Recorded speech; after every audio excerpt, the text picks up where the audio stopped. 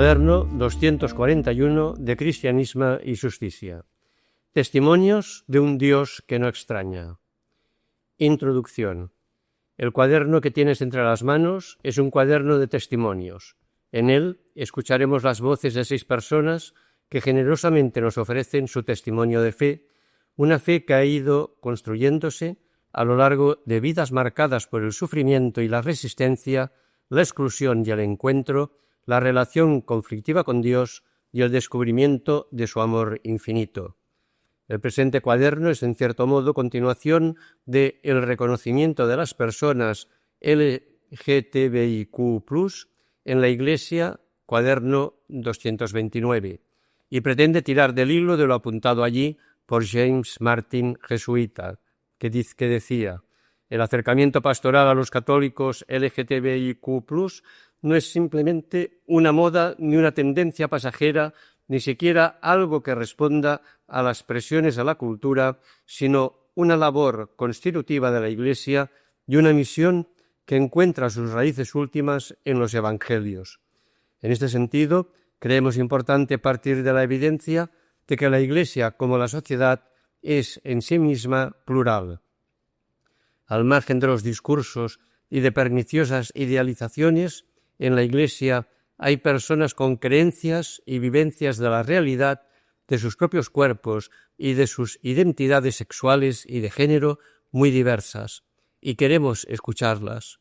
Sin embargo, somos conscientes de que el contexto social y eclesial en el que nos movemos es complejo. Vivimos en un mundo ruidoso y cada vez más polarizado, fuertemente marcado por el auge global de la extrema derecha y en el que la violencia estructural, física y verbal contra las personas de los márgenes existenciales está a la orden del día.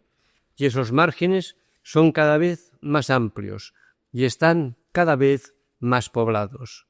Personas migrantes y refugiadas, personas con diversidad funcional, niños y niñas racializados, personas con orientaciones sexuales disidentes, etc.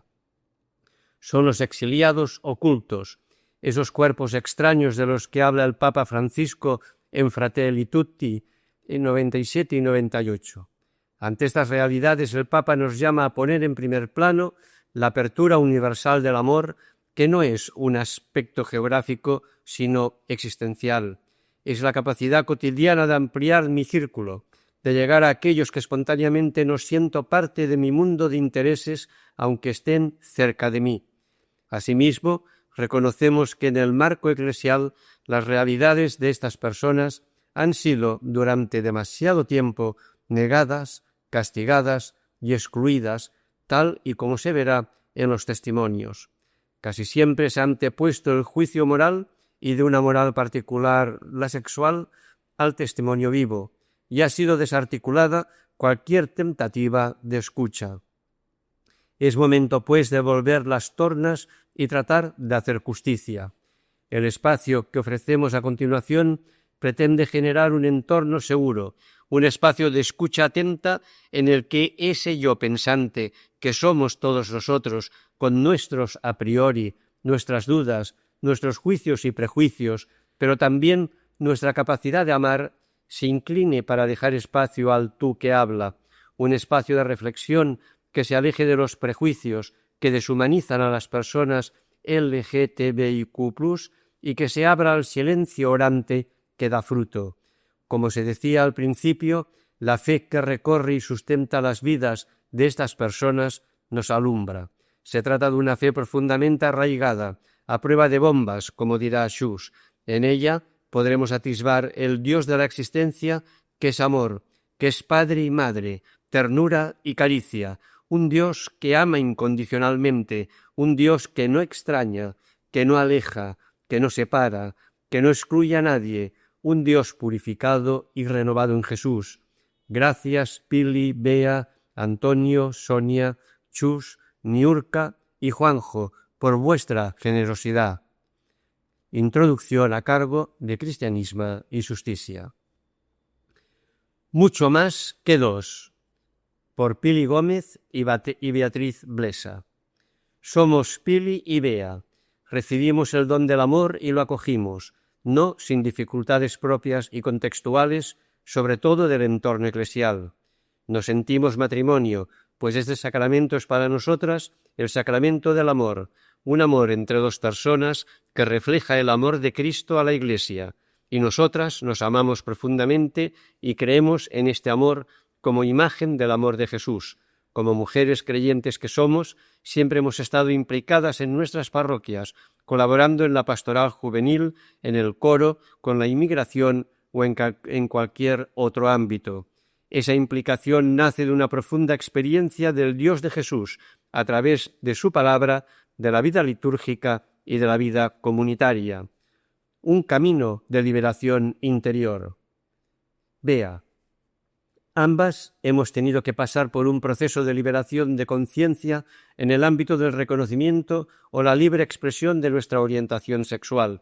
En mi caso, este proceso ha tenido que ver con la aceptación de mi condición de lesbiana, porque asumirla me costó mucho esfuerzo, tiempo y sufrimiento. Durante muchos años viví mi orientación con miedo, con un gran sentimiento de culpa y en silencio. Entonces empecé terapia psicológica a la que se unió una experiencia espiritual que finalmente me permitió decir en voz alta para mí misma y en mi entorno quién era de verdad. A partir de ahí, cuando descubrí el amor y acepté que me había enamorado de Pili, pude vivir ese amor sin sentimiento de culpa o sin cargar con el pecado. Al darle paso libremente, encontré que de pronto mi afectividad y mi sexualidad podían fluir libre y naturalmente con alguien que me correspondía y con quien podía también vivir mi fe y el compromiso que esa fe lleva consigo. El amor supuso la desaparición de los miedos que había interiorizado, el miedo a mí misma. El único conflicto real que debí resolver era que yo, en ese momento, estaba en una congregación y tenía que discernir entre dos amores que me lo pedían todo. Al final, la elección por Pili tuvo que ver con la convicción de que esa opción también era expresión del amor de Dios, que el hecho de estar con Pili me permitía también vivir mi compromiso con Jesús y su Evangelio, a la vez que me posibilitaba vivir mi afectividad y sexualidad sin miedos. Y en todo ese proceso entendí que el miedo no viene de Dios. Pili. Yo formé parte de otra generación y no cargué con la vivencia de culpabilidad. No tenía muy claro qué me estaba pasando al enamorarme de Bea, pero tenía claro que el amor que nos unía era un regalo y una bendición de parte de Dios. Para mí ha sido siempre un regalo el hecho de que Dios me permitiera encontrarme con una persona que me conocía desde la raíz, con la que poder compartir mis sueños más profundos, mis heridas o el camino cotidiano desde un Dios que le daba sentido y hondura. Sin embargo, mantuvimos el silencio, un silencio que en mi caso iba unido tanto al miedo a perder el trabajo como a la voluntad de no herir ni escandalizar a nadie. En mi interior, mi gran pena era no poder compartir a los cuatro vientos el precioso y sagrado vínculo que Bea y yo compartíamos y que ahora ya cumple más de 15 años. Quizá el camino de liberación interior que he vivido va de la mano con dejar a un lado esos miedos que me atenazaban por dentro, por el qué dirán, por el miedo a escandalizar o de tener que vivir una doble vida que me impedía ser yo misma.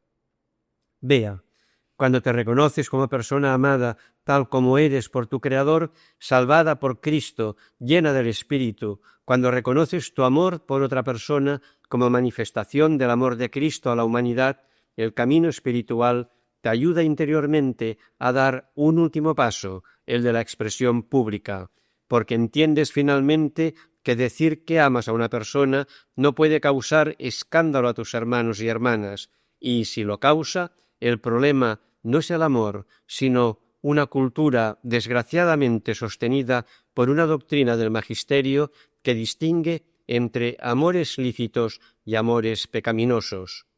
Comunidades liberadoras para crecer en el amor. Bea, la comunidad nos ha acompañado en todo este proceso. Mientras nosotras no nos reconocíamos como pareja, nuestros compañeros y compañeras actuaron con enorme discreción y respetaron nuestros tiempos. pero al salir del armario nos saludaron con alegría, y con la misma alegría, aunque no siempre lo hayan entendido, han acogido la vida de nuestros hijos, Andrés y Pedro.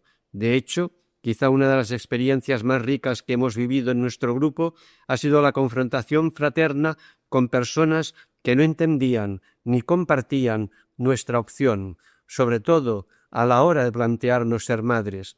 Este compartir desde lo más profundo nuestras ideas, nuestra fe y también las dificultades ha sido un proceso de crecimiento precioso en el amor en comunidad. Por eso, para nosotras, ha sido fundamental encontrarnos y dialogar con la comunidad desde la honestidad, desde nuestra fe, desde nuestro ser criaturas de Dios que se reconocen al encontrarse con otros y otras diferentes, con opciones distintas, pero que nos abren a un encuentro profundo entre hijos e hijas de un mismo Dios. Pili. De hecho, una cosa sí tenemos clara, y es que es importante contar con el respaldo de las personas de la comunidad, de los responsables, de los acompañantes sacerdotes. Si la respuesta al paso que se da es de rechazo, ¿cómo se puede mantener la vinculación comunitaria? De hecho, conocemos parejas que están viviendo conflictos en sus comunidades y les es difícil solicitar apoyo. ¿Es miedo? En nuestro caso, incluso los compañeros menos gay-friendly han ido dando pasos y aunque puedan mantener reticencias filosóficas o racionales, nos sienten una familia más. El cambio se produce en la realidad, en el contacto, no enfrentando discursos. Pili. En nuestro proceso de liberación personal y como pareja, el encuentro con la comunidad ICHTIS, Comunidad de Creyentes Cristianos LGTBI+H, supuso para nosotras un antes y un después. Esta comunidad pidió ayuda a la nuestra porque se sentían excluidos, necesitaban otras comunidades cristianas, amigas, que los acompañaran en el camino, y nosotras, al ver a personas creyentes que luchaban por su fe y su identidad, pero no tenían miedo a reconocerse públicamente, empezamos a preguntarnos si queríamos vivir en el armario toda la vida. Sentíamos que la situación se nos quedaba pequeña y que no queríamos renunciar a hacer crecer nuestro amor. Y verdaderamente este camino se hace en comunidad. Desde aquel momento los acontecimientos se fueron encadenando uno tras otro. Nuestra vida empezó a dar un giro de 180 grados y en menos de un par de años habíamos formado una familia. Bea, estos últimos años de camino en nuestra comunidad han sido vitales.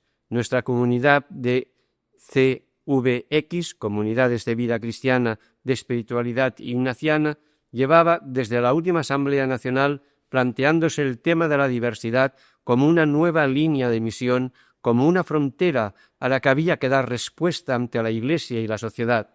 Fue a finales de 2020 cuando elaboró un manifiesto público definiéndose como una comunidad diversa en sí misma, ya que algunos de sus miembros forman parte del colectivo LGTBI, o simplemente porque son separados o divorciados con pareja. La realidad de nuestra sociedad, de nuestro mundo, está presente en la comunidad cristiana como no puede ser de otra manera. Y nosotras nos sentimos tremendamente orgullosas de pertenecer a una comunidad inclusiva, donde todos y todas las seguidoras de Jesús tienen su sitio si así lo desean.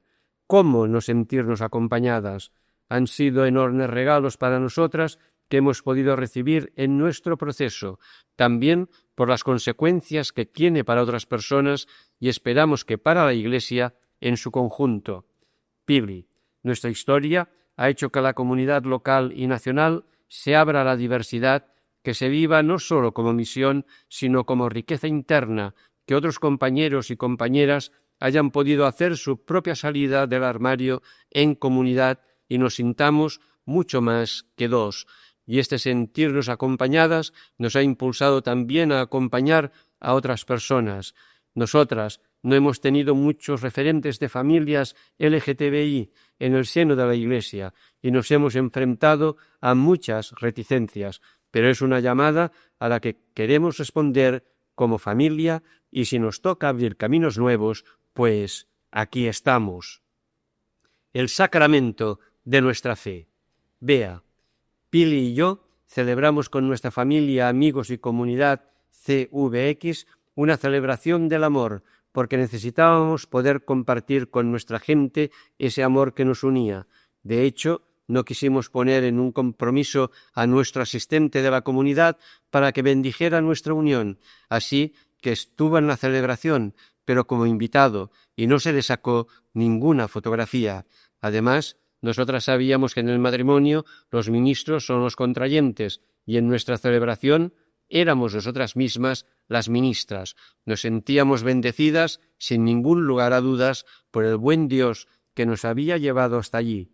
No solo queríamos que fuera una celebración de nuestro amor, sino una invitación para que todos los que nos acompañaban en este camino pudieran renovar su amor, porque el amor es el centro de nuestra fe. No debería ser la expresión del amor a los desconocidos, a los migrantes, a nuestros amigos, a nuestras familias, a nuestra pareja, el sacramento de nuestra fe, de nuestra Iglesia. Esa es la pregunta que nos nace cuando ha surgido el conflicto de las bendiciones de parejas del mismo sexo. ¿Qué se celebra en la Iglesia? ¿La diferencia sexual o el amor? En nuestro grupo de vida, de hecho, algunas parejas nos comentaban que conocernos les había hecho plantearse cuál es la esencia del sacramento del matrimonio.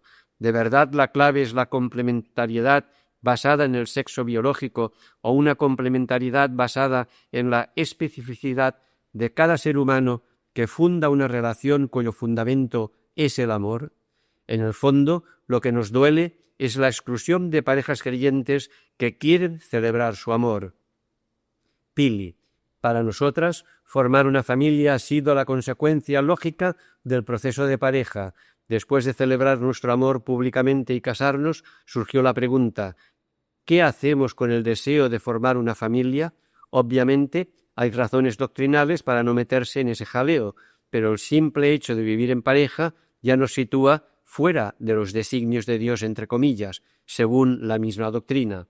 Algunos compañeros de comunidad nos enfrentaron al hecho de unos hijos sin la figura del padre, además de que no haya un padre biológico conocido, pero lo cierto es que no nos lo planteamos como problema. Andrés y Pedro son nuestros hijos y nos esforzamos en crear para ellos un entorno de amor en el que puedan crecer como personas, como creyentes. Contamos con la ayuda de la comunidad para enriquecerlos y estamos viendo que por su parte nuestra familia enriquece a la comunidad. Sin embargo, nos cuestionábamos el deseo de construir una familia también por las vivencias y el reconocimiento vivido en nuestras propias familias. Vea, en concreto, en mi caso, dentro de mi familia, uno de mis hermanos no me invita a actos sociales desde que tengo hijos, precisamente porque ahora no puede esconderme. Y no es un problema de querencia, sino de costumbres, de prejuicios presentes en nuestra sociedad y en nuestra cultura. Nuestros hijos nos han sacado definitivamente del armario y eso puede tener consecuencias negativas. Por eso podemos entender que haya personas para quienes sea difícil aceptar nuestra realidad familiar, pero nuestro proceso de liberación ha supuesto que aceptando las reticencias de otras personas, esto no nos impida vivir nuestro proceso personal de pareja o de familia. Pili, yo se lo anuncié a mi familia desde el principio, y como todo, ellos también han tenido que hacer su proceso, pero la actitud desde el primer momento ha sido de apoyo y cariño hacia nosotras. Hoy por hoy, toda mi familia extensa conoce nuestra relación y la han normalizado. Ser LGTBIQ+ en la Iglesia. Vea, de entrada, nuestra comunidad nos ofrece la riqueza de la espiritualidad ignaciana y de la Iglesia en su totalidad. Caminamos en nuestro día a día sintiéndonos Iglesia, creciendo en nuestro seguimiento al Señor Jesús, rodeadas de nuestros hermanos y hermanas de comunidad y en el servicio a nuestra sociedad. Desde ella hemos entrado en relación con numerosas comunidades cristianas con las que nos enriquecemos y seguimos en camino hacia esa fraternidad soñada por Dios, donde no hay distinción alguna, porque todos y todas somos hijos e hijas de Dios. Pili, asimismo, nuestra relación con la comunidad eclesial ha estado marcada por el hecho de que nosotras siempre hemos estado ligadas a alguna parroquia desde que llegamos a Sevilla. También es cierto que buscamos lugares donde podamos celebrar y participar con cierta tranquilidad. Es curioso que la mayoría de los espacios religiosos donde encontramos una mayor apertura pertenecen a congregaciones religiosas. De hecho, cuando bautizamos a nuestros hijos, fuimos a una parroquia que, además de ser aquella a la que asistíamos para la Eucaristía dominical, sabíamos que no supondríamos un escándalo y pudimos participar del curso prebautismal como una familia más. Por otra parte, ambas trabajamos en colegios religiosos pertenecientes a la Iglesia. Es donde siempre hemos querido estar. Nuestra misión como educadoras siempre la hemos vivido ligada a la pastoral y nos sentimos plenamente parte de la misión evangelizadora de la Iglesia. Contamos con el apoyo y el cariño de nuestra institución y nuestros claustros. Bea, además, hemos querido que nuestros hijos vayan a un colegio religioso y la acogida ha sido muy positiva en todos los ámbitos escolares.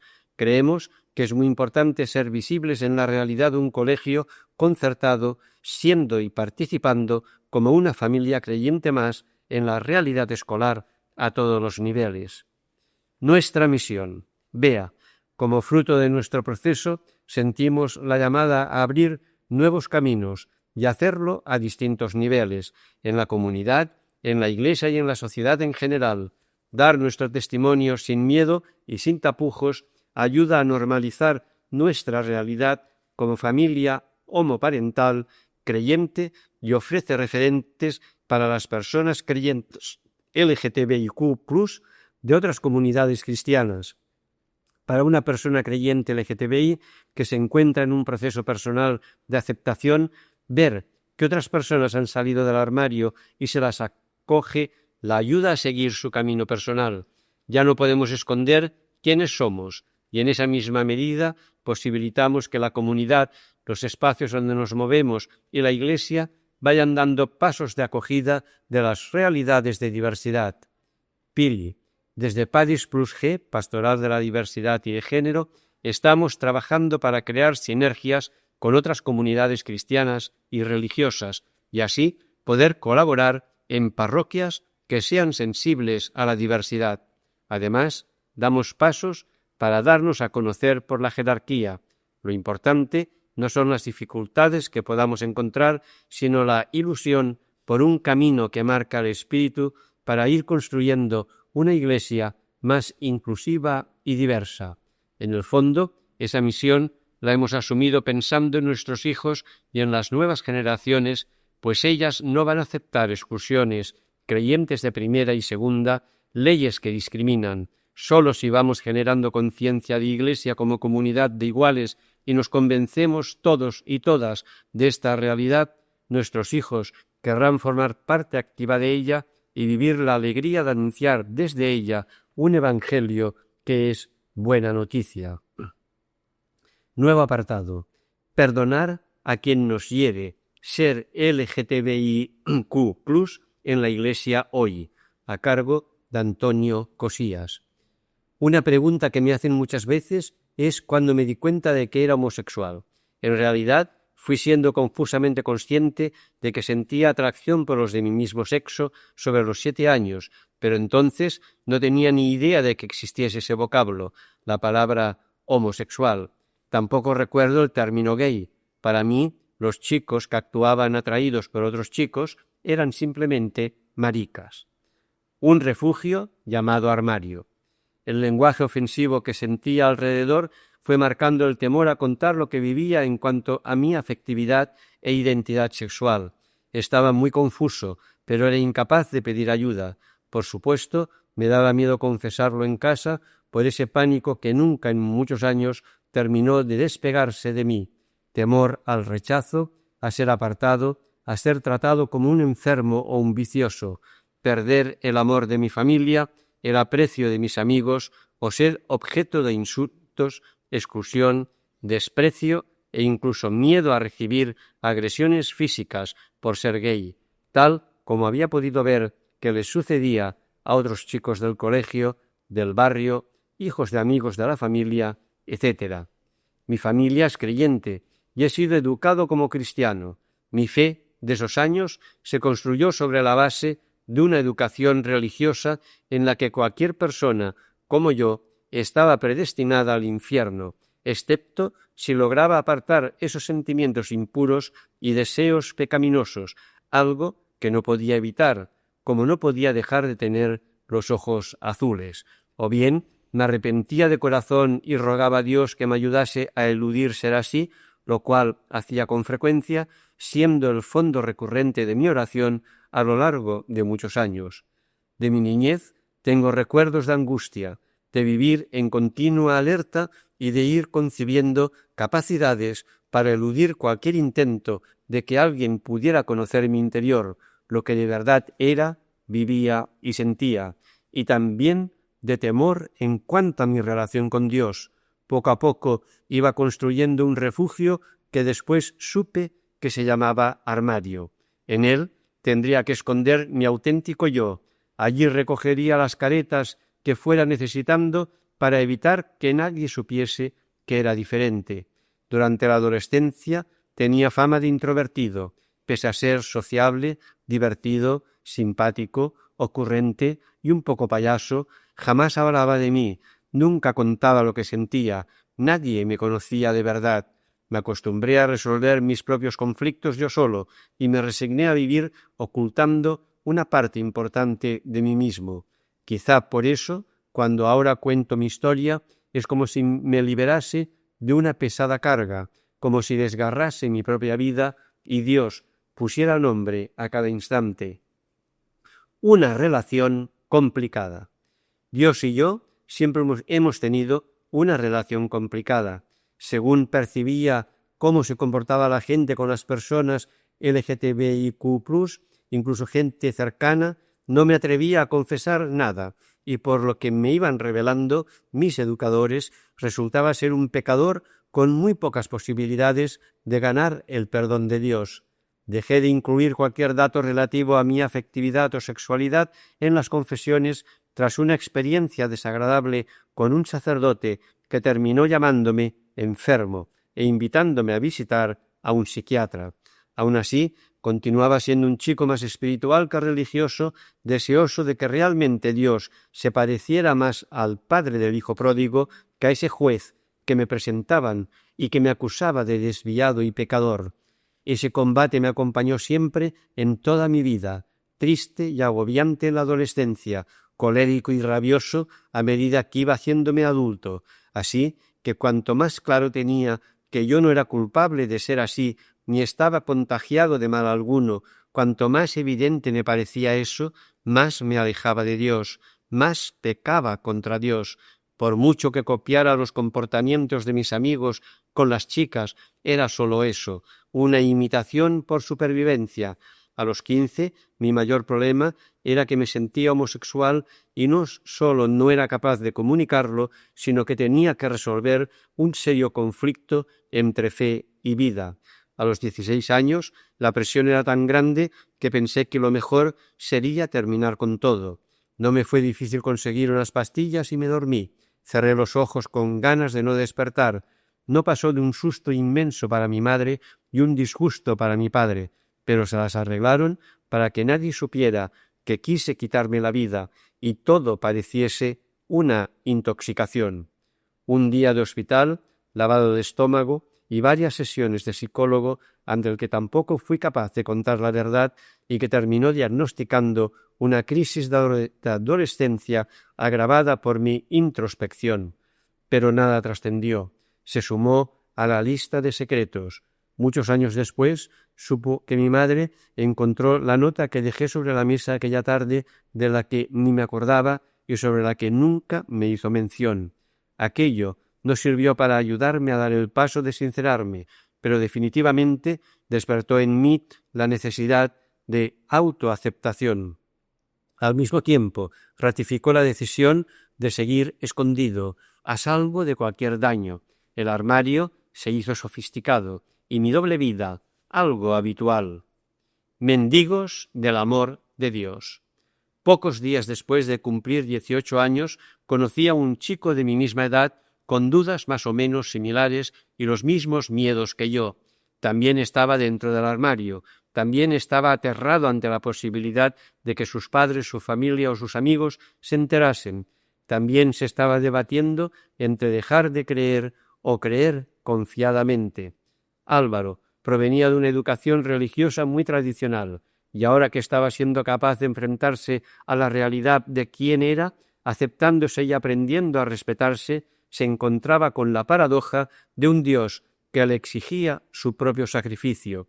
Ese sentimiento contradictorio lo experimentaba yo igualmente, aunque no de forma tan áspera. Ya era suficientemente doloroso mantener toda esa parte de la vida a escondidas, como para, además, pelear con las dudas de fe que a esa edad se convertían en silenciosas batallas encarnizadas, y en mitad de esa guerra, como en las anteriores y en las posteriores, estábamos mi amigo y yo, como tantos homosexuales cristianos, mendigando razones para seguir creyendo. Un día fuimos juntos a misa y se leyó el Evangelio de Marcos 12. Habla del amor a Dios. Para un homosexual, amar a Dios no es fácil hasta que no se asume que Él es el primero en tomar la iniciativa, y esa certeza a mí me costó mucho tiempo interiorizarla.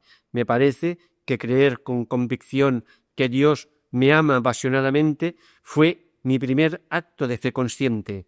Desde ese momento fui capaz de enamorarme del Padre. Antes de eso era imposible. Antes de eso arrojaba sobre Él todos los prejuicios que educación y religión se habían ocupado de meter en mi cabeza y en mi corazón. No podía aceptar a un Dios que me había creado imperfecto, pecador, sucio y consecuentemente infeliz. Y eso mismo bloqueaba cualquier posibilidad de autoaceptación, porque no era capaz de valorarme como persona. Jesús también dice en el Evangelio de Marcos: amarás a tu prójimo como a ti mismo. Pero éramos testigos de cómo personas ejemplarmente creyentes, significativamente amorosas con Dios, incluso piadosas, eran incapaces de aceptar cerca de ellas a prójimos diferentes en razón de su identidad sexual o de género o incluso su color de piel. Esa contradicción que Álvaro vivía en propia carne desde que sus padres lo echaron de casa por ser gay, hacía muy complicado sentirnos parte de una comedia de enredos donde nada es lo que parece y a la vez nos impedía salir del armario en el que ciertamente aún estuvimos mucho tiempo más. Amar a Dios y amar al prójimo es lo mismo. Amar a Dios sin amar al prójimo como a uno mismo es imposible. Tanto mi amigo como yo peleamos en estas dudas a lo largo de los años. Álvaro murió de sida en 1990. En esa época fallecían muchos, mientras otros se alejaban escandalosamente del amor al prójimo proclamado por el VIH. Era un castigo de Dios contra los homosexuales. Él murió sin sus padres, que tampoco lo aceptaron como a un prójimo al que amar como a ellos mismos.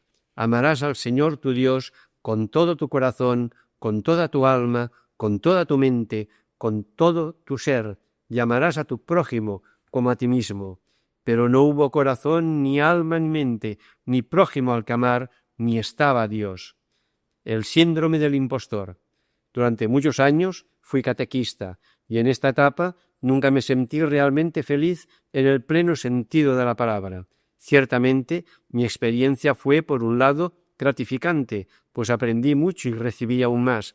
Por otro, respetable y respetuosa, nunca me aparté de la doctrina, muy a mi pesar, y finalmente me llevó a enfrentarme a la verdad y a decidir ponerme ante Dios con las cartas boca arriba, por lo que de alguna forma también tuvo un lado instrumental. Fue el martillo que golpeó el clavo y me hizo sentir el dolor y notar la sangre, una herramienta que se fraguó lentamente hasta ser eficaz, un preguntarme ¿qué hago yo aquí?, para después buscar las respuestas.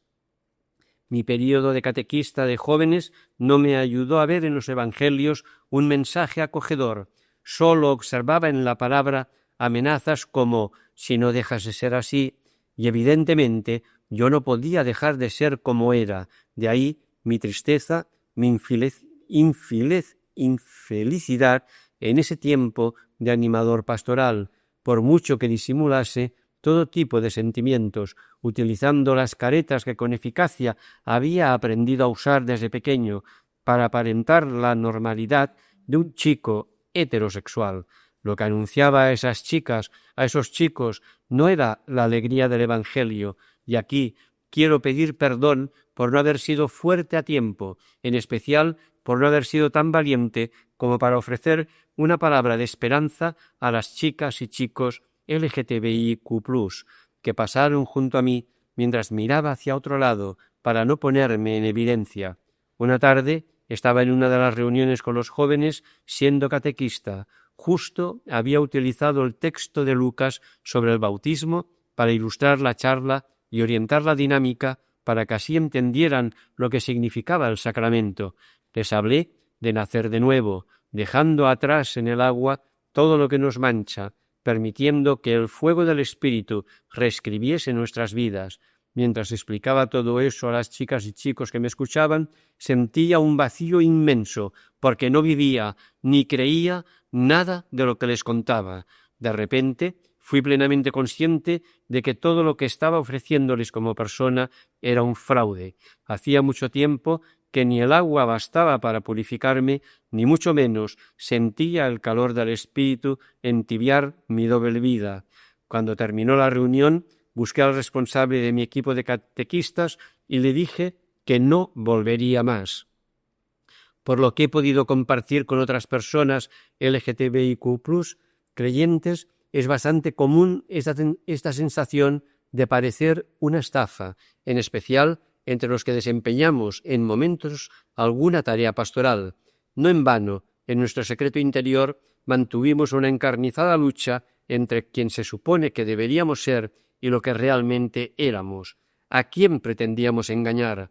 ¿Era inevitable autoaceptar nuestra identidad sexual o, por el contrario, arrancarla de cuajo y resignarnos a ser lo que la sociedad de bien y la religión esperaban de nosotros, enterrando nuestro yo real para perpetuar una vida de mentira? Darle una oportunidad a la misericordia. Durante casi 3 años dejé todo atrás. Había abandonado mi comunidad de fe, mi labor de pastoral como catequista, los sacramentos, y apenas me quedaba la inercia de la oración, que cada vez era más breve y superficial. Conservaba una tenue fe, pero estaba cansado de esperar la voz de Dios, ahogada por mis gritos, pero al fin callé y pude escucharle. Las palabras de Jesús en el Evangelio: amad a vuestros enemigos, haced el bien a los que os odian, bendecid a los que os maldicen, orad por los que os injurian, son para mí de las más bellas y radicales de todas las que podamos encontrar en las Escrituras. Desde esta premisa reconozco que es también el texto que más está agitando, transformando y conmoviendo mi corazón a lo largo de los últimos años. Con esta lectura de Lucas, mi confianza en Dios evolucionó de la nada al todo, desde la desolación hasta el fiarme, y por eso darme con mis fallos y mis dones, pero al fin y al cabo darme sin dejar nada en el armario del resentimiento. Lucas recoge la voz firme de Jesús en unas frases contundentes. Hacer las cosas sin esperar nada a cambio no es precisamente la filosofía imperante en las sociedades humanas, y aún menos amar a los enemigos, no juzgar, no condenar, perdonar, orar por los que nos calumnian. Jesús dice que así tenemos que comportarnos si queremos que Dios tenga en cuenta nuestras vidas. El primer recuerdo nítido de haberme parado a pensar en este pasaje de Lucas es de cuando tenía 15 años. El día de mi cumpleaños fui a confesarme. Busqué una iglesia donde no me conocieran. Normalmente lo hacía con un sacerdote del colegio, que siempre me había parecido una persona amigable y cercana, pero a quien nunca me había atrevido a contar nada sobre mi identidad sexual. Esa vez sentí la necesidad de hablar con alguien y expresarle mis dudas, mis temores y mi angustia. Se me ocurrió, pues, buscar un cura desconocido para quien yo fuera totalmente anónimo. Sin embargo, A cambio de confiarme a él, recibí una fiera arenga sobre el grave pecado que llevaba en mi alma y las terribles consecuencias que resultarían de perseverar en mi vergonzoso instinto. Creo que esas fueron sus palabras, porque se me quedaron grabadas, entre otras igual de dolorosas. Triste y defraudado, me senté en un banco un buen rato hasta que empezó la misa. Quien celebraba era el mismo que me confesó. Al llegar al Evangelio, leyó el texto de Lucas 6 sin ser consciente de que cada frase de Jesús que pronunciaba era totalmente contraria a los argumentos que me había dicho poco antes en el confesionario. Esa persona, al menos conmigo, no había sido capaz de llevar a la práctica las palabras de Jesús y había dado mucha más importancia a la doctrina y a la tradición que a un pobre chaval pidiendo auxilio y consuelo. Es más, después de condenarlo, le concedió el perdón mecánico y una receta para curar la homosexualidad. Cuando las personas LGTBIQ+ nos acercamos a este pasaje de Lucas por primera vez, lo hacemos con un profundo sentimiento de víctimas porque acarreamos una larga experiencia de afrentas. Vivimos y nos sentimos como enemigos impuestos a quienes muy poca gente ama. Nos maldicen y calumnian, hieren nuestras mejillas, nos quitan el manto y somos permanentemente juzgados. Esta es nuestra realidad, un presente que vivimos en la mayor parte de los casos sin poder expresarnos con entera libertad. Y el dolor que sentimos en los diferentes niveles de invisibilidad, el miedo, la soledad, la tristeza que pervive bajo la aparente normalidad de heterosexuales homologados, va acrecentando ese sentimiento de víctimas a la vez que bloquea cualquier posible suposición de que también existe la posibilidad de convertirnos en sujetos activos y actuar con la misericordia que, quizá, no recibimos de otros. A esto me refería cuando afirmaba que este texto de Lucas ha evolucionado en mí con el tiempo, con la experiencia, hasta lograr conmoverme y agitar mi corazón, porque de ningún modo las mujeres y hombres LGTBIQ+ somos ajenos a la reacción que suscita cada frase de Jesús. Más bien lo contrario, desde que tenemos conciencia, las personas LGTBIQ+, cristianas, vivimos en un continuo proceso de discernimiento entre aceptarnos tal como somos o renunciar y vivir en la mentira, entre creer o no creer, entre odiar o perdonar. Hemos desarrollado una capacidad enorme para interpretar y asumir todo tipo de situaciones. La experiencia de no sentirnos aceptados ha acrecentado nuestra capacidad de esperar hasta que la percepción sobre nuestra realidad cambie y la aceptación sea un hecho, esto es, esperar en la esperanza de que cambien los corazones, dando oportunidad a la misericordia de arraigar en el alma de todas las mujeres y hombres. Vivir conforme a su voluntad. Creo que la novedad no está, sin embargo, en aguardar que esta palabra de Jesús se cumpla en nosotros como sujetos pasivos. Lo subversivo y radical es que las personas LGTBIQ+ comencemos a comportarnos con la misericordia que Jesús nos ruega. Somos nosotras y nosotros quienes debemos amar a nuestros enemigos y hacer el bien a quien nos odia, bendecir a los que nos maldicen y orar por quienes nos calumnian.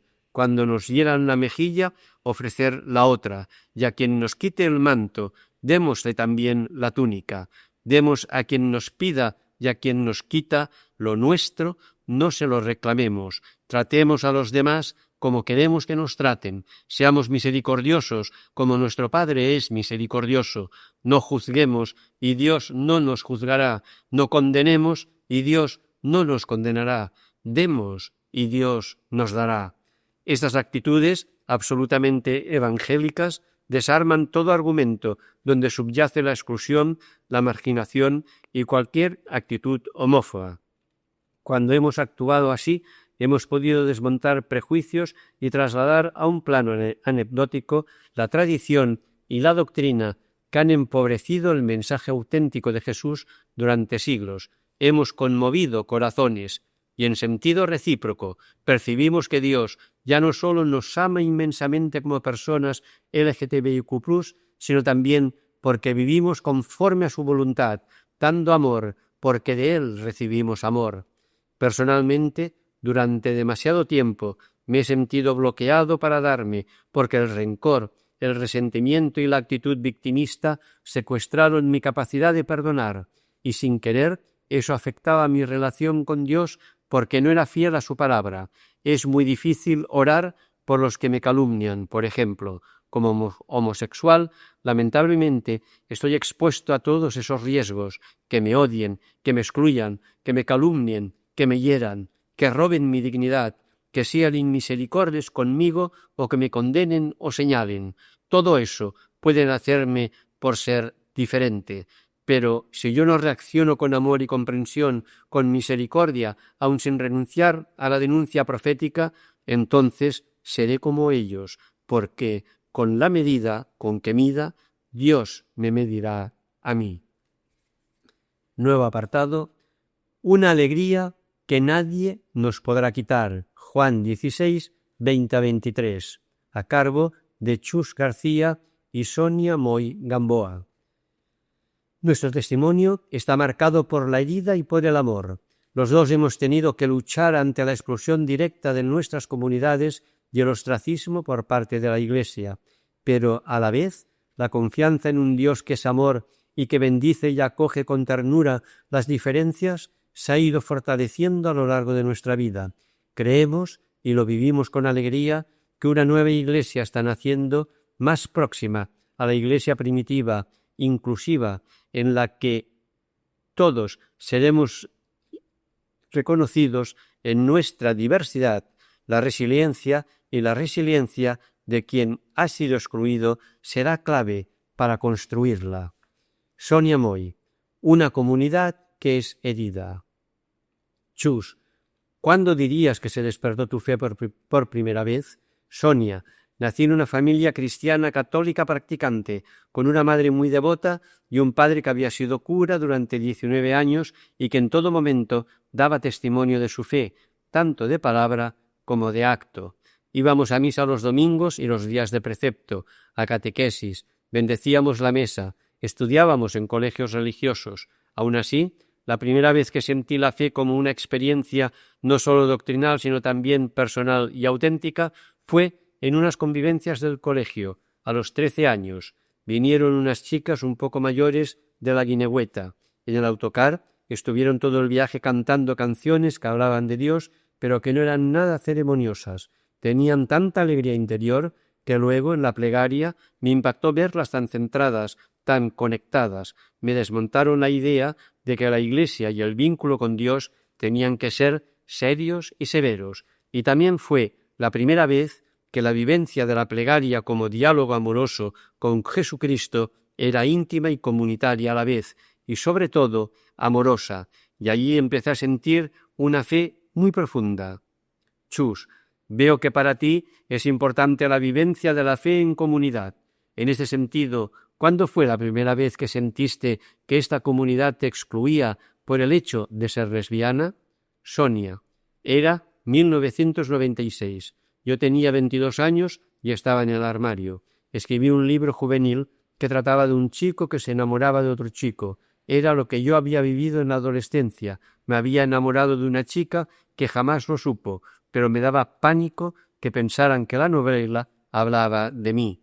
El caso es que a mi grupo de la JOVAC, Juventud Obrera Cristiana, Jóvenes Cristianos de Barrios y Ambientes Populares, de la cual era iniciadora, le hizo mucha ilusión y lo presentamos en la parroquia. Poco después, el cura, joven pero muy conservador, dijo que el libro no era adecuado para los jóvenes porque podía confundirlos en la maduración de su sexualidad, que no se tendría que haber permitido esa presentación.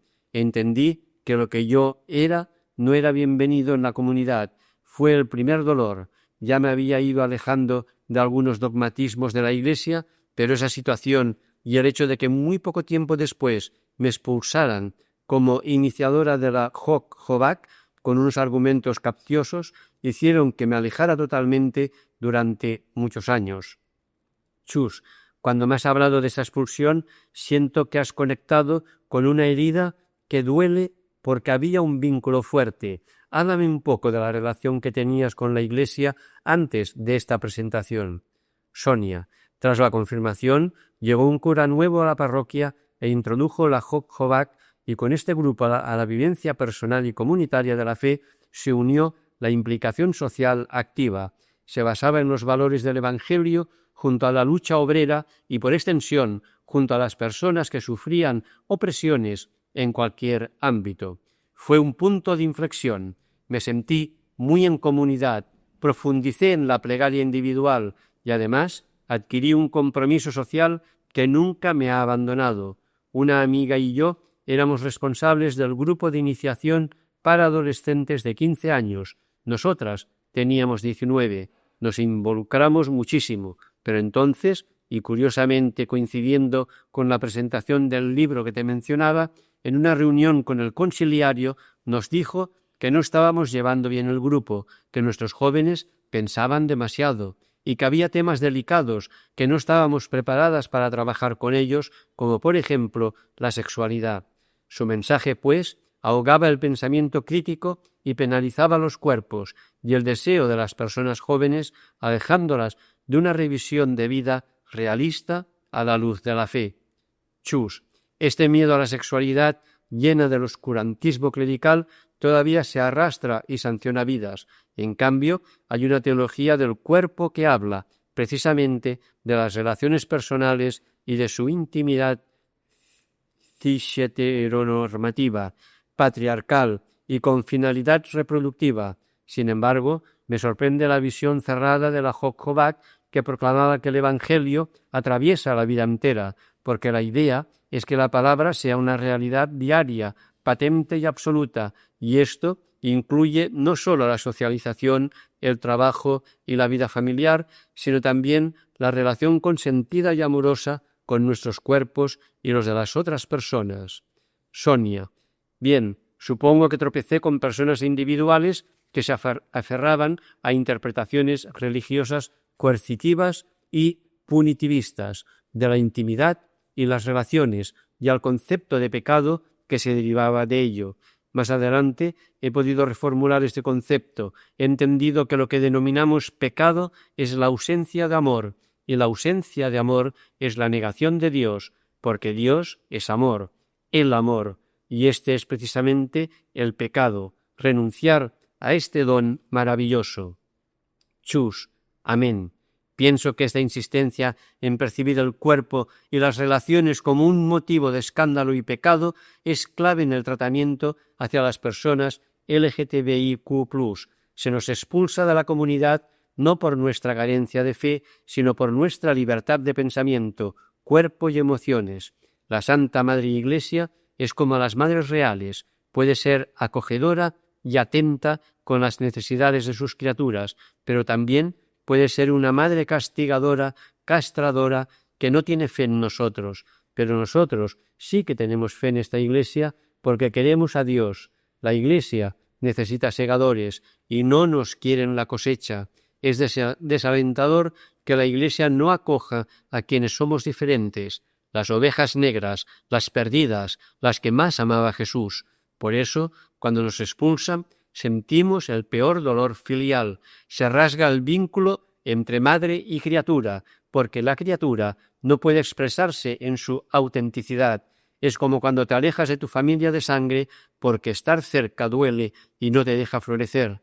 Para ser y vivir con coherencia y verdad, muchas personas hemos sufrido esta ruptura tan dolorosa con la Iglesia y experimentamos el destierro de un espacio que también consideramos nuestro, porque creemos en Jesús, nuestro amigo, nuestro hermano, nuestro amor. Esta expulsión farisaica deja heridas muy hondas y es un empobrecimiento y una contradicción evangélica para la comunidad católica. Chus García, la fe desde un cuerpo divergente.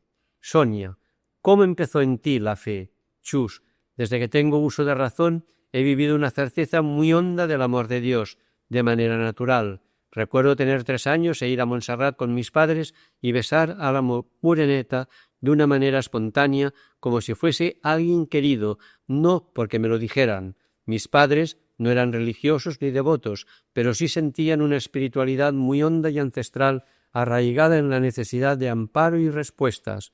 Procedo de generaciones de pescadores y de campesinos, de personas que vivían la fe con la sencillez de un niño, mirada al cielo para pedir lluvia o que la tormenta no los ahogase en el mar, agradecer la pesca y la cosecha, celebrar la alegría de volver a puerto. No era una fe de rosarios ni indulgencias, la de quien lo tiene todo fácil y puede dedicar tiempo a ir a todas las misas con mantilla y zapatos nuevos. Tenían una cotidianidad muy dura y cuando santificaban las fiestas daban un agradecimiento profundo a Dios porque tenían comida, cobijo o salud. Para mí, por tanto, el hecho de saber desde que era una criatura que había un Dios que nos amaba, que nos cuidaba y que nos daba ese cobijo, me fascinaba, y desde que aprendí a leer ya leía los Evangelios y una Biblia infantil. Fui a las Teresianas y tenía acceso fácil a la capilla, donde a menudo me escapaba, en lugar de ir al recreo. Allí me sentía bien, en silencio y mirando a Cristo. Por eso creo que el olor de iglesia siempre me ha reconfortado. Lo siento, hogar. Después, la fe fue creciendo conmigo y durante la adolescencia ya conecté con el enamoramiento directo con Jesús que no he dejado de sentir nunca más. En aquel momento, como todavía no había transicionado, la respuesta a aquel enamoramiento era profesar como monja. Lo intenté con mucha alegría y entrega.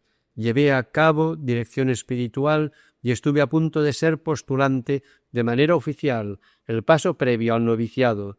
No fue posible porque tenía muchas confrontaciones con mi madre, que me exigía quedarme cerca de ella para cuidarla, pero sobre todo detecté que a pesar de que había monjas que ejercían un trabajo social comprometido, silencioso y muy duro, las incoherencias de las más influyentes o de la Iglesia en general me turbaban y generaban contradicciones.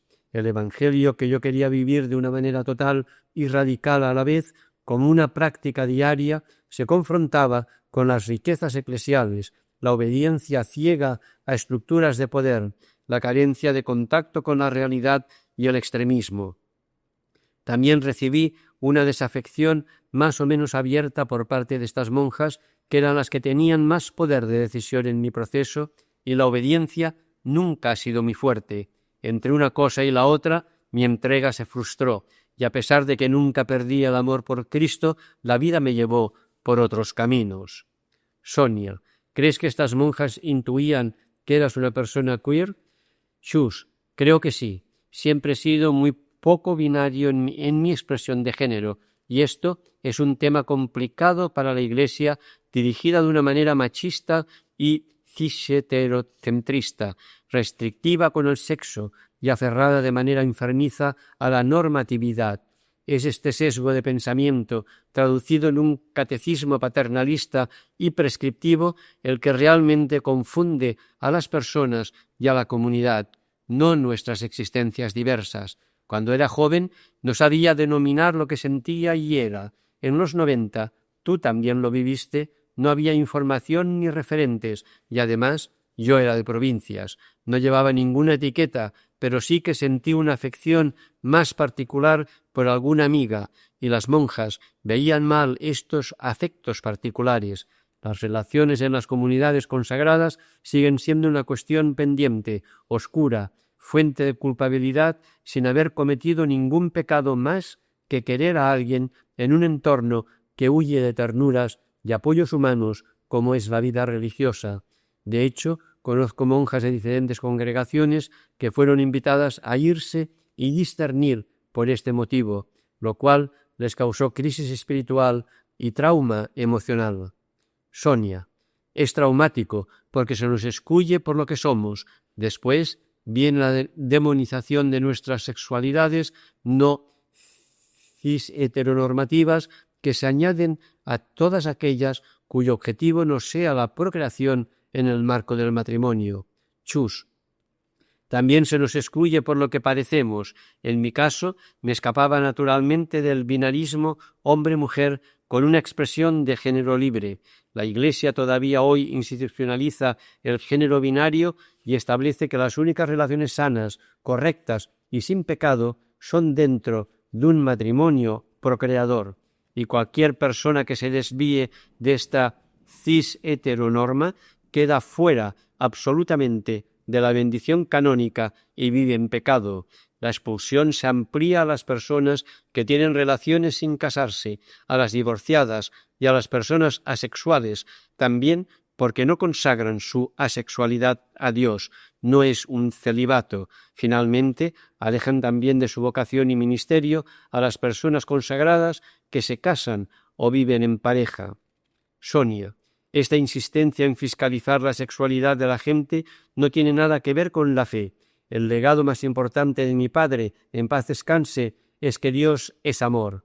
Lo decía continuamente, y un amor incondicional, que no hace distinciones. Y aquí yo, mujer cis lesbiana, y tú, hombre trans, también entramos. La estructura religiosa que quiere legislar nuestros cuerpos sobra. Por otro lado, no encaja con el mensaje de los evangelios. Jesús siempre estaba con quienes la sociedad y las estructuras de poder civil y eclesiástico margina: las mujeres, los pobres, los enfermos, las prostitutas, los extranjeros. Chus, ahora que mencionas estos grupos, me viene a la mente que la Iglesia ha heredado de los fariseos la sensación de formar parte de los escogidos, el rechazo a la impureza y el ninguneo hacia las personas desheredadas. Y llegó Jesús y escogió justamente vincularse con ellas. La jerarquía eclesiástica mantiene esta visión clasista y excluyente y la pone en el centro en vez de decantarse por el mensaje vivo, tierno y radicalmente social de Jesucristo. Y así, todas esas personas que no cumplan con las leyes eclesiásticas son anatematizadas. Y estos preceptos no son de Dios, acogedor y amoroso, son de los hombres poderosos que han decidido qué es puro y qué es impuro, es decir, qué se puede hacer y qué no se puede hacer, quién puede estar dentro y quién tiene que estar fuera, a quién se puede bendecir canónicamente, a quién pastoralmente y a quién no se puede bendecir de ninguna forma. Las personas LGTBIQ+, seguimos siendo impuras junto con las queridas trabajadoras sexuales y otros colectivos. Jamás recibiremos la legitimación, la igualdad ni el respeto, solo una tolerancia tibia y la obligación de un eunuquismo falsamente llamado celibato. La firmeza de nuestra fe. Sonia, esto me conecta con el presente en el que vivo. Vivimos un segundo dolor. Hemos hablado del primero, el que nos alejó de la Iglesia, el dolor de la exclusión de la comunidad. Te hacen creer que tu fe no vale, porque si tú no eres digna, impura, ¿cómo va a valer aquello en lo que crees? Es un dolor que ataca una parte muy importante de tu humanidad, que es el deseo de trascendencia encarnada.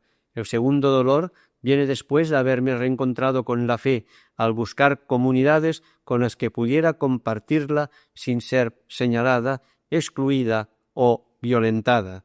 Es una suma de anécdotas que no afectan la fe en sí, que se ha fortalecido, pero que no dejan de ser violencias ejercidas contra nosotras por el hecho de ser quienes somos. Por ejemplo, ir a misa con mi pareja y que el padre de una de las niñas con quien yo iba a catequesis me niegue la paz. Chus, esto es grave. Justamente es en el momento de la paz cuando no hay fronteras entre los seres humanos, y así es como Jesús nos ama, y además es un mandamiento suyo. Deja allí mismo, ante el altar, tu ofrenda, y ve primero a hacer las paces con tu hermano.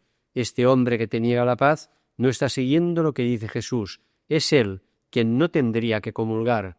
Sonia, totalmente. De hecho, ahora, con 51 años y habiendo vivido y viviendo abierta y orgullosamente como persona LGTBIQ+, desde los 33, ya sin el autoodio, lo cual agradezco al movimiento transfeminista y con la certeza de que Dios ama incondicionalmente, la fe se ha fortalecido.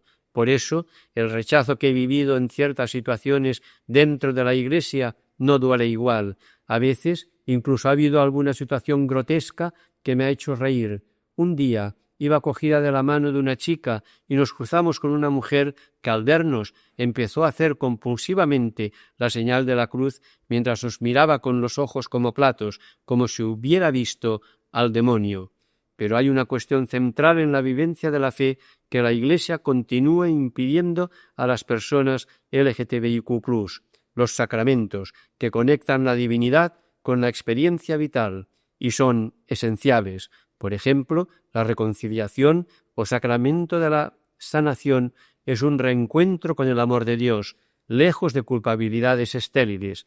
Es una reafirmación de que Dios nos ama, incluso cuando no estamos alineados con su amor incondicional.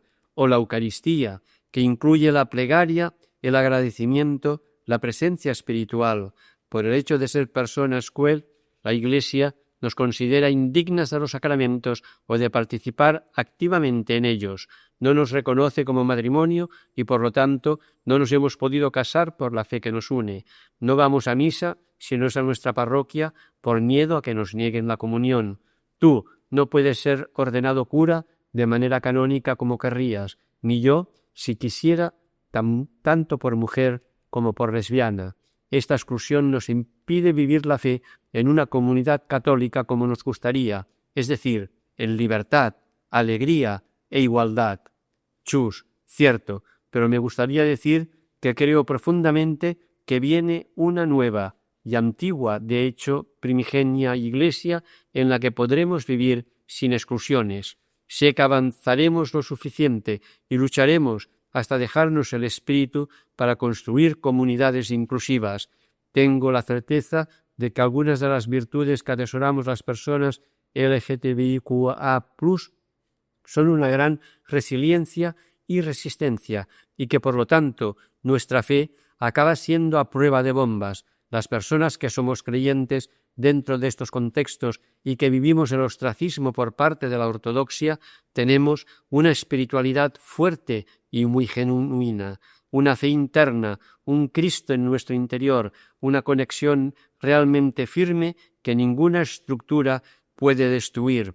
Seguimos adelante amando a Jesús e intentando vivir el Evangelio cada día con nuestros actos de una manera coherente, a pesar de que el resto de la Iglesia no nos incluya, y nosotros sí incluimos a todo el mundo y lo hacemos porque sabemos lo que es el rechazo. Y tal como hemos cantado muchas veces en misa, sentimos una alegría que nadie nos podrá quitar. Nuevo apartado, ser y creer en el amor de Dios, a cargo de Niurka Gibaja Yavar. Dios me ama como soy. Esta experiencia de amor extremo y gratuito es lo que ha marcado profundamente mi vida y es lo que me permite afirmarme cada día como hija de Dios, un Dios hecho carne, manifestado especialmente en las personas que ocupan los márgenes de la sociedad y también de la Iglesia. Los pobres, las personas LGTBI+, no queremos ya compasión que apacigüe conciencias, sino ser reconocidas en nuestra plena dignidad. Una vida llena de gracia. Hablar de lo que el Dios de la vida hace en mi vida es abrir los ojos del corazón y sonreír a la libertad con los brazos abiertos. Han pasado tantos años desde que, cual suave susurro, tocaste mi vida y sigo respondiendo con alegría y gratitud a la pregunta ¿cómo podría ser yo sin ti? Y la respuesta me llena de alegría. No sería posible. Soy contigo. Eres parte de mi vida, de mi historia, de mi proceso, de mis noches oscuras, de mis lágrimas de dolor, de mis tristes penumbras, pero también del gozo y descanso de la oración en tus brazos, de la fuerza y valentía para ser y creer sin desfallecer, de la alegría y la esperanza para seguir caminando, de la libertad para gritar al mundo, esta soy yo, única e irrepetible, y no hay otra. Aquellos ejercicios espirituales en los que encarnadamente comprendí que lo más importante es que tú me amas y que yo soy una respuesta de amor, fue la experiencia fundante que me hizo salir al mundo orgullosa de ser quien soy. La llama de tu espíritu en mis entrañas más profundas sigue ardiendo cual fuego vivo que se hace testimonio de lo que tú estás haciendo en mi praxis cotidiana, en mi solidaridad, sororidad y feminismo, en mi capacidad de acompañar a tantas personas empobrecidas por sistemas estructurales que deshumanizan, en mi fuerza para seguir defendiendo los derechos humanos como lo hiciste tú, en mi brazo tendido para seguir levantando a tantas personas negadas en su identidad, en mi fe para seguir anunciando y gritando al mundo la buena nueva que haces en mi vida. La sociedad y las iglesias, quienes se atribuyen tener la potestad de tu autoridad, tienen que comprender que tu gracia también inunda la vida de aquellas personas y creyentes negadas en lo más sagrado, su identidad. La Iglesia como mesa compartida. ¿Es posible ser una persona trans y creyente? Esta es la gran pregunta que todavía invade nuestras vidas y debo decir con profunda rotundidad que sí es posible. En la Iglesia hay espacio para todas las personas. El amor del Dios de la vida no niega ni rechaza a ningún ser humano. Si dices que amas a Dios y no amas a las demás personas, entonces no amas al Dios de los Evangelios. Ámense como yo os he amado. Estas palabras son la columna vertebral para el seguimiento del Dios de Jesús. Comprender, sentir y vivir evangélicamente este mensaje es lo que hace posible que siga viviendo en integridad mi ser y creer en Jesús, el Dios encarnado en la humanidad. Las personas LGTBI+, creyentes, ya no queremos migajas, ni una compasión, calma conciencia, menos un asistencialismo empobrecido. Queremos dignidad que implica caminar en igualdad de condiciones, de oportunidades y responsabilidades dentro de la Iglesia. En definitiva, queremos y exigimos que se nos devuelva el ser reconocidas en nuestra identidad, y esto pasa por tener voz y voto dentro de las estructuras eclesiales en las que también fuimos bautizadas. La Iglesia de hoy está llamada a ser una mesa compartida donde todas las personas tengamos un lugar.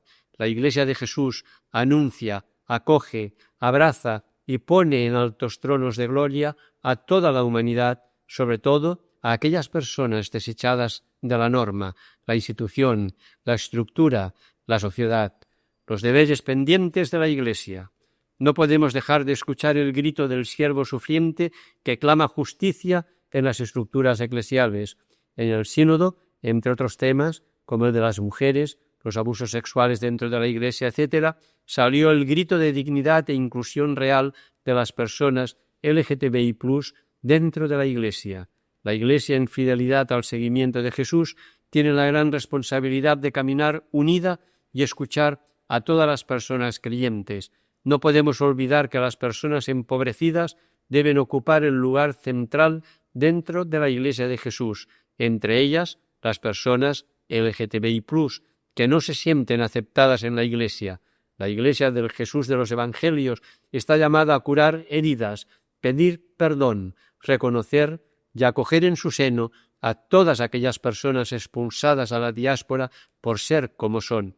Pedir perdón, reconocer y acoger son tres conceptos que la Iglesia tiene que poner en praxis en relación con las personas LGTBI+, creyentes. Pedir perdón por habernos negado la dignidad de hijos de Dios, por habernos expulsado de la mesa compartida por nuestra orientación e identidad de género.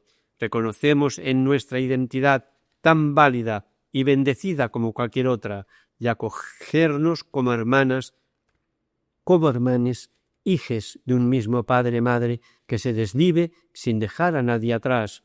Es importante recordar que el reconocimiento de las personas LGTBI+, dentro de la Iglesia implica que tengamos voz, voto, bendición sacramental, participación activa de la vida eclesial, responsabilidad de ser testimonio vivo de ese Jesús que dio su vida por salvarnos, dignificarnos, humanizarnos, divinizarnos. Esto solo es posible si dejamos atrás miradas inmanentes, estrategias humanas, cálculos políticos o batallas ideológicas y nos abrimos a hablar con el corazón y mirar con los ojos de Dios. Nuevo apartado, epílogo de la oscuridad a la luz, a cargo de Juanjo Peris.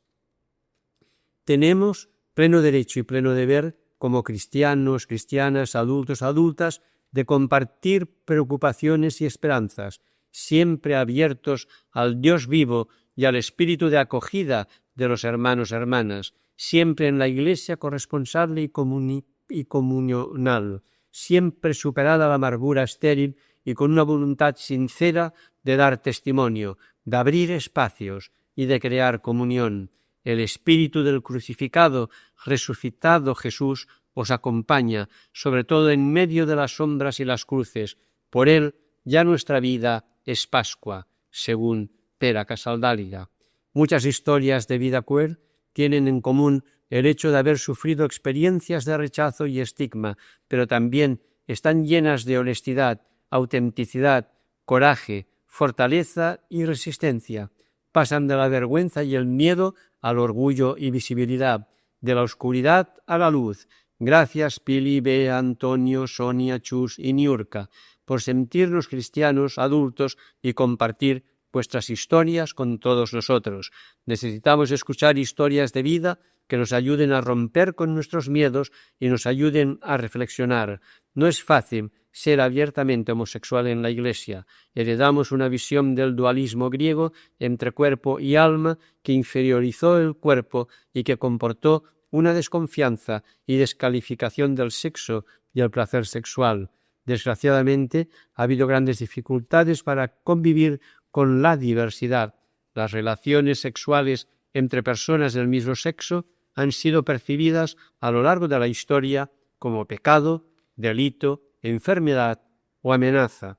La acusación de sodomía se utilizó incluso para justificar el dominio y la conquista. Muchas culturas indígenas y precoloniales conocían y aceptaban la intimidad entre personas del mismo sexo o la existencia de un tercer género. Un ejemplo de ello son los dos espíritus, término paraguas que recoge distintas acepciones de diferentes culturas y lenguas antes de la colonización para referirse a variaciones de género o atracción hacia el mismo sexo entre los pueblos originarios de América del Norte. Muchos gozaban de la aceptación de la comunidad e incluso adoptaban roles de responsabilidad, situación que pervivió hasta la llegada de los colonos europeos. Muchas personas queer crecieron sin referentes entre el miedo y el silencio. Crecer en una sociedad discriminatoria y fóbica nos llevó a vivir con miedo o vergüenza y nos privó de las herramientas necesarias para el descubrimiento personal y de información vital, como puede ser todo lo referido al consentimiento. La mayor parte de los problemas expresados por personas LGTBIQ+, que piden ayuda profesional se vincula con un rechazo que a menudo comenzó en la familia o la escuela. Las tasas de suicidio son más altas entre la población LGTBIQ+. La aceptación de la propia identidad es un punto de no retorno para muchas personas queer. El coming out o salida del armario supone un ejercicio de autenticidad y verdad. Para un cristiano supone reconocerse como imagen de Dios y pensar que te ama y te bendice cuando actúas como una persona queer porque lo vives como don de Dios. Sin embargo, para muchas personas creyentes, aceptar la propia identidad puede suponer una ruptura dolorosa o poner en crisis nuestra pertenencia a la Iglesia. ¿Qué hago yo aquí?, se preguntaba Antonio. La búsqueda de comunidades donde poder ser auténticos y sentirnos seguros es un elemento común. De hecho, el concepto de sexilio nos habla del fenómeno que lleva a las personas queer a emigrar para encontrar un lugar donde vivir una vida más vivible o donde desarrollar una vida sin sufrir rechazo, discriminación o violencia. El hermanamiento con otros colectivos marginados es algo identitario en muchos grupos LGTBIQ+, desde su origen. Esta solidaridad sigue siendo crucial para muchos, pues genera espacios de encuentro y comunión. En Estados Unidos, ya en el mismo año de la revuelta de Stonewall, se crearon comunidades de apoyo a cristianos LGTBIQ+, en las que podemos ser abiertamente creyente y queer. Así, incluso en un contexto de tanto estigma y exclusión como el de la pandemia de VIH+, encontramos una Iglesia que acompaña y se abstiene de condenar a las personas que sufren. Las historias llenas de autenticidad, verdad y coraje pueden ser luz para todo el pueblo de Dios. No podemos desperdiciar los dones de la gente queer que pueden ser únicos, brindando un mensaje de compasión, perdón y autoaceptación que nos pueden ayudar a caminar hacia una iglesia en la que las personas LGTBIQ+ puedan desarrollar todos sus dones, que sea un espacio seguro para que los menores LGTBIQ+ crezcan con dignidad, que ofrezcan espacios de reconciliación para los que tengan que sanar heridas. Queremos una iglesia que ofrezca pastoral a personas LGTBIQ+ y a sus familias, en la que todos podamos acceder a los sacramentos, una iglesia reconciliada con nuestra corporidad más libre, más diversa, decolonial e inclusiva. Gracias de nuevo, Pili, Bea, Antonio, Sonia, Chus y Niurka, por aportar luz con vuestras historias. Deseo que sirvan para abrir espacios y crear comunión. Testimonios. Pili Gómez es la mujer de Beatriz, madre de Andrés y Pedro, sus gemelos, y trabaja en la educación concertada como maestra de primaria. Forma parte de las comunidades de vida cristiana en Sevilla, es una mujer profundamente creyente, una mujer de la Iglesia que ha experimentado en su vida la fuerza y la importancia de la comunidad cristiana. Por ello, no ceja en su empeño de seguir luchando desde dentro por la igualdad, por una Iglesia que crezca al estilo de Jesús, donde todas y todos tenemos cabida. Beatriz Blesa es la mujer de Pili y es licenciada en Filología Hispánica con una diplomatura en Ciencias Religiosas. Dedica su vida a la educación en un centro religioso y nutre su fe en las comunidades de vida cristiana, donde además puede vivir la misión desde una perspectiva internacional, comunitaria y orientada hacia las periferias. Se siente muy orgullosa de formar parte de la Iglesia y de su comunidad como mujer y lesbiana. A nivel eclesial, comparte ilusión con otras mujeres en la revuelta de mujeres en la Iglesia y participa en el equipo de pastoral de la diversidad Padis Plus G. En Sevilla, Antonio Cosillas Gila es licenciado en Magisterio por la Universidad de Sevilla y estudió catequética en el Centro de Estudios Teológicos de Sevilla. Es cofundador de la asociación Ictis Cristianas LGTBI+ H de Sevilla, donde actualmente es responsable de las redes sociales y forma parte del equipo de acompañantes a personas creyentes LGTBI. Desde hace varios años publica en las redes de Ictis una reflexión al Evangelio de cada domingo dentro de su blog Dios sin Armario, diosinarmario.blogspot.com. Chus García es escritor, educador no formal y acompañante espiritual, activista LGTBIQA++ y antiespecista independiente. En cuanto a la espiritualidad, la vive desde un espíritu inclusivo, interreligioso y comunitario. Es estudioso de la simbología y de las teologías feministas y queer. Es practicante chamánico, diácono de la ARCWP y cristiano de base, con vocación de servicio a la comunidad y en lucha por un mundo más justo, pacífico y solidario para todos los seres en comunión amorosa con la naturaleza. IG @Chus García.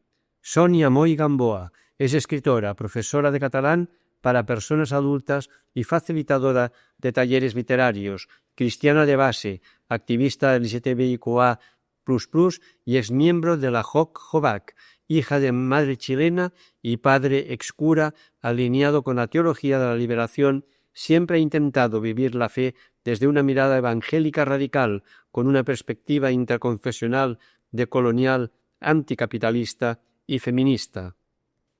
Niurka Gibaja Yabar es una mujer trans, teóloga y activista por los derechos humanos. Cursó la licenciatura de Teología en la Universidad Centroamericana José Simeón Cañas, El Salvador, y un máster en Teología Dogmática en la Universidad Pontificia de Comillas. Actualmente forma parte de la Comisión Ejecutiva de la Federación Estatal de Lesbianas, Gays, Bisexuales, trans, intersexuales y más, FEL, LGTBI+, y es miembro de CRISMOM, Comunidad Cristiana LGTBI+, H de Madrid. Juanjo Peris es trabajador social, actualmente vive en Londres y trabaja mayoritariamente en temas de protección a personas vulnerables. Es superviviente de abusos sexuales en la Iglesia. Estudió en el seminario y trabajó para Cáritas en Andalucía y Marruecos, pero ambos espacios se interrumpieron al revelar su orientación sexual. Participa en el área social de Cristianismo y Justicia. Canta en el coro gay de Londres. Glosario. Cisgénero, cis. Término utilizado para referirse a las identidades de aquellas personas cuyo género coincide con el sexo asignado al nacer. Expresión de género. Manifestación externa del género individual a través de la apariencia física, ropa, estética personal, etc. Los gestos, los patrones de conducta, el nombre, puede coincidir o no con la identidad de género de la persona o con los roles tradicionales de conducta. Género, construcción cultural asociada a los individuos en función del sexo biológico asignado al nacer. Incluye las expectativas, los prejuicios, los estereotipos que una sociedad asigna a los individuos. En nuestro contexto, tradicionalmente se ha construido siguiendo una estructura binaria, hombre masculino, mujer femenina. Heteronormatividad, régimen social y cultural que impone la heterosexualidad como única sexualidad normalizada, natural y aceptada. Identidad de género, vivencia interna del propio género tal como la persona lo siente, que puede coincidir o no con el género socialmente atribuido en función del sexo asignado al nacer. LGTBIQ+, siglas que nombran al colectivo de lesbianas, L, gays, G, transgénero, T, bisexuales, B, intersexuales y queer, Q, y otras identidades sexuales y de género que rompen la heteronormatividad, signo plus. Puede aparecer con variantes con más o menos siglas, como A, de asexuales. En este cuaderno se ha respetado la escritura original de los testimonios, pero se ha unificado el orden de las siglas. Queer, término paraguas que engloba a aquellas personas que no se sienten representadas en un marco binario de identidad y o expresión de género. Puede identificar al colectivo LGTBIQ+, o puede ir más allá. El término, que en inglés significa raro, extraño, históricamente se utilizó como término despectivo, pero fue reapropiado por el colectivo en su lucha por el cambio social. Todes. Algunos activistas utilizan la letra et para crear un género gramatical neutro, inexistente en el español, con el que las personas que no se identifican con el género masculino o femenino puedan sentirse representadas. También se utiliza para expresar un plural neutro inclusivo.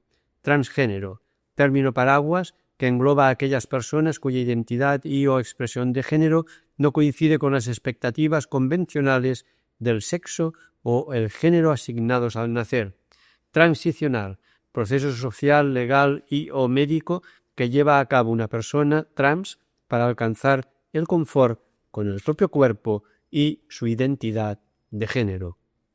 Hasta aquí el cuaderno 241 de Cristianismo y Justicia.